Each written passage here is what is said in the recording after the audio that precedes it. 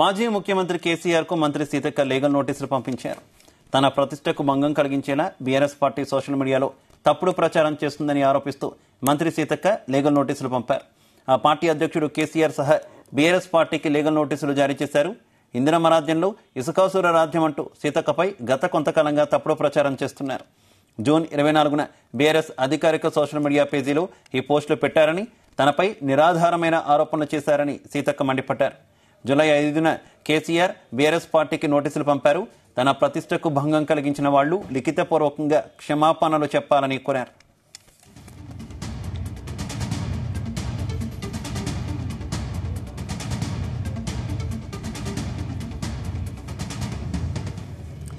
Right. మాజీ ముఖ్యమంత్రి BRS అధినేత కేసీఆర్ కు మంత్రి సీతక్క లీగల్ నోటీసులు పంపించారు. ఇదే విషయానికి సంబంధించి మరింత సమాచారం మా కరెస్పాండెంట్ శ్రీచరణ్ అందిస్తారు.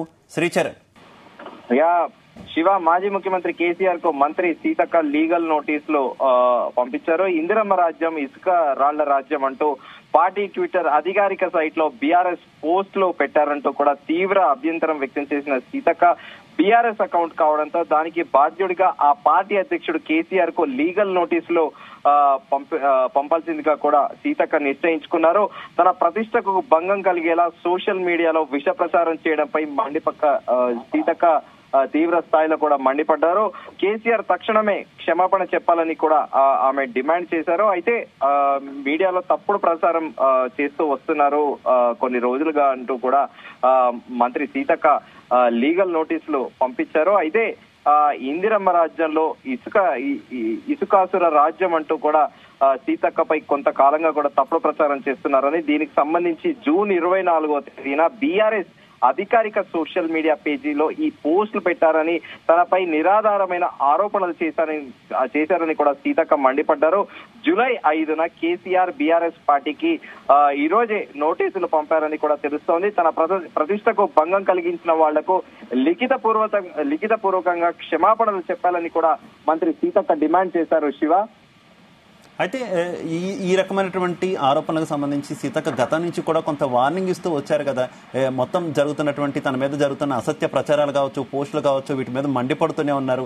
ఏ రకంగా చూసుకోవచ్చు సీతక్క ఇప్పుడు లీగల్ నోటీసులు ఇవ్వడానికి కావచ్చు, లేదంటే ఇతర రాజకీయ ప్రముఖుల మీద జరుగుతున్నటువంటి సోషల్ మీడియాలో జరుగుతున్నటువంటి ఈ రకమైనటువంటి ఫేక్ పోస్టులు కావచ్చు?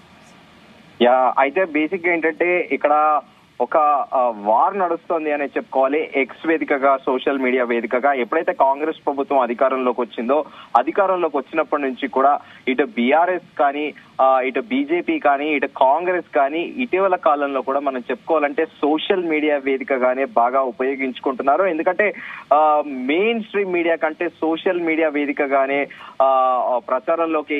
ప్రచారం ఎక్కువ లభించవచ్చని కూడా అన్ని పొలిటికల్ పార్టీలతో పాటు అన్ని రాజకీయ పార్టీలు నాయకులు కూడా భావిస్తున్నారు. ఇదే సందర్భంగా కూడా పలుమార్లు కూడా అఫీషియల్ స్పోక్స్ పర్సన్స్ తో పాటు అలాగే ఆ పార్టీలకు సంబంధించిన ఎక్స్ వేదికగా ఉన్న అకౌంట్ల నుంచే నేరుగా ఇటీవల కాలంలో కూడా తరచుగా పోస్ట్ చేస్తున్నారు. ఏదైనా గవర్నమెంట్ నోటిఫికేషన్స్ కానీ, గవర్నమెంట్ ఏదైనా డెసిషన్ తీసుకుంటే కూడా వాటికి కౌంటర్ గా కూడా ప్రతిపక్షాలు కూడా వాటిని ట్యాగ్ చేస్తూ కూడా ఎన్కౌంటర్ అన్నట్టు కూడా ట్యాగ్ చేస్తూ కూడా ట్వీట్ చేస్తున్నారు. ఈ నేపథ్యంలో గడిచిన కొద్ది రోజులుగా కూడా కాంగ్రెస్ ప్రభుత్వంపై ఆరోపణలు ప్రత్యారోపణల చందన కూడా బీఆర్ఎస్ కాంగ్రెస్ కి నడుస్తున్న విషయం తెలిసిందే.